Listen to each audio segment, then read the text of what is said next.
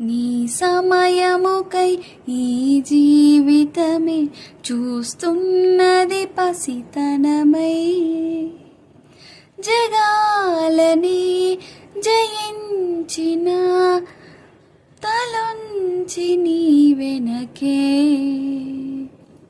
నాన్నా నువ్వు నా ప్రాణం అనిన సరిపోదట మాట. నాన్నా నీకై ప్రాణం ఇవ్వన ఇదిగో ఇది నా మాట. నిజాన్నెలా అనేదెలా ఇవాళ నీ ఎదుట. నా సూర్యుడివి నా చంద్రుడివి నా దేవుడివి.